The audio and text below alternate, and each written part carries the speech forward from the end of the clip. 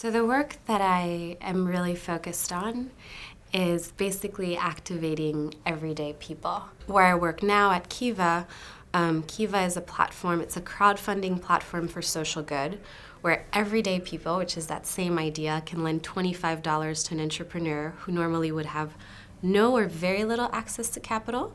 They can lend them $25 to their loan, contribute to their loan, which would then go to that entrepreneur so they can concretize their dream. So that could be a shopkeeper, it could be a farmer, it could be a fisherman. It's really trying to find ways through storytelling, creative ways, to connect people and bring them out of isolation so that they can really just empower themselves and each other.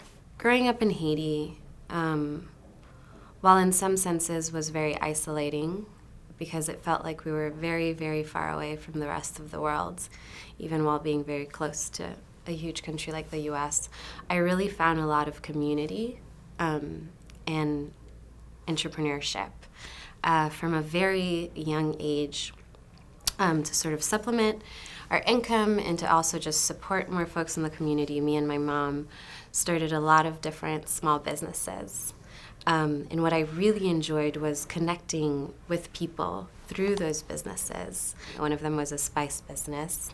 And I would listen to just women tell their stories about their everyday lives, whether it was about their excitement in getting a new stove and getting a better stove so they can cook for their families, their concerns around their children being educated, and talking to farmers who provided us with the amazing spices for the business, and their ideas around agriculture and the environment and things like what makes time taste better to people. But later on in life, we ended up immigrating to the United States so that I could go to school. And somewhere along the line, I lost the ability to listen and became isolated again. And I think a big part of that was the earthquake in Haiti. I remember exactly how I felt after I heard about it, which was a very strange feeling. It was like I heard what had happened, and all of a sudden it was like I was in the bottom of the ocean, and every conversation and every story was just muted noise in the background. And I just laid in bed, and I started to cultivate this disconnection and this isolation, and that was really dangerous. But then I went to breakfast one day with a friend, and they told me the story of Kiva and how basically Kiva is all about stories, and it's all about connecting people in a dignified way and ending sort of that isolation. That's what I really enjoy now, working for an organization that is that bridge, an organization that is in essence a storyteller, and telling that story allows people to be activated, engaged, and impacted.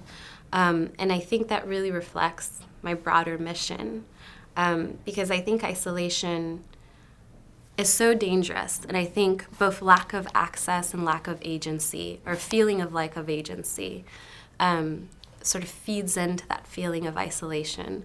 And to the extent that I can contribute with my voice, with my art, with my work, to making everyday people listen to each other's stories and become kindred spirits in such a way that activates them and energizes them, I think that's just maybe my role in the world and what I can bring.